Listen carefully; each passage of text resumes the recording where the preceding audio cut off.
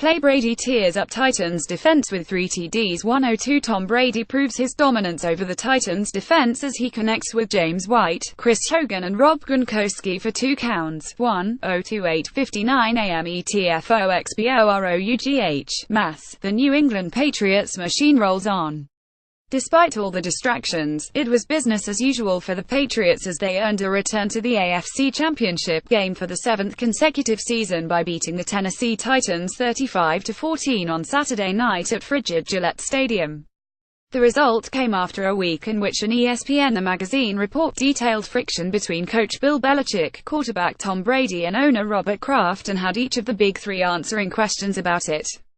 By Tuesday morning, Belichick had felt the need to reset the agenda and said, "At this point, I'm all in on Tennessee.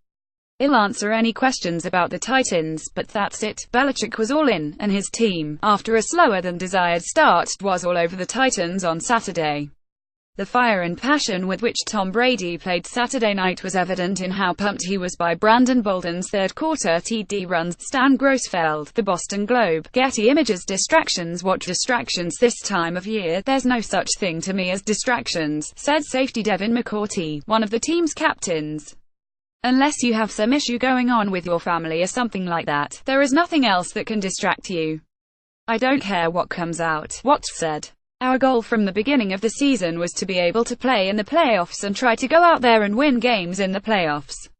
There's nothing right now that can deter us from that. You have to keep ignoring noise on the outside. Patriots tight end Rob Gronkowski said post-game on NBC, and just keep working every time you walk in the building and just keep grinding. After falling behind 7-0 in the first quarter, the Patriots ripped off 35 points in a row, and by the start of the fourth quarter, when Brady converted a ridiculous across-the-field, high-arcing throw to clutch receiver Danny Amendola, first career 100-yard receiving game in the playoffs to convert a 3rd and 10 situation, the bone-chilled but delirious crowd was chanting, "MVP! MVP! MVP!" We locked eyes early and I could tell you he was thinking about it, Amendola said.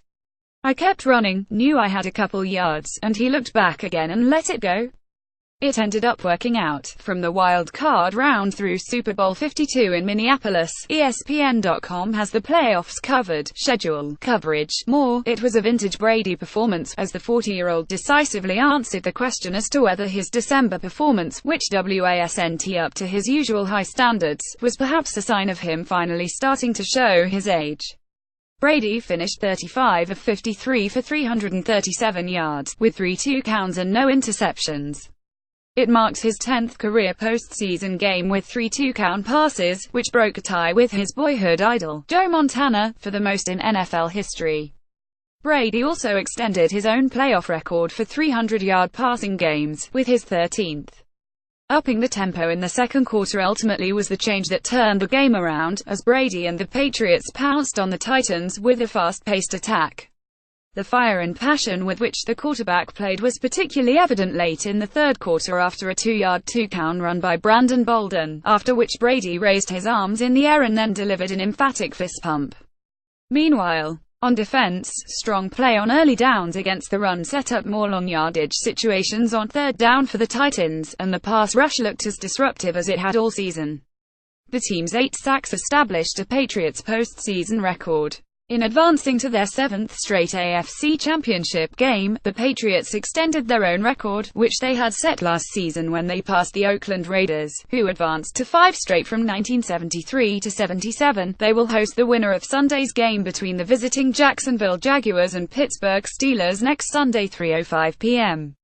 ET. As for the distractions, when it was mentioned to Brady that there had been a lot of negativity in the media over the past week, specifically regarding him, he smiled and said, "Really?" That sparked laughter among some reporters. Before Brady was asked whether he draws any satisfaction from silencing his critics, "You know what? No," he answered.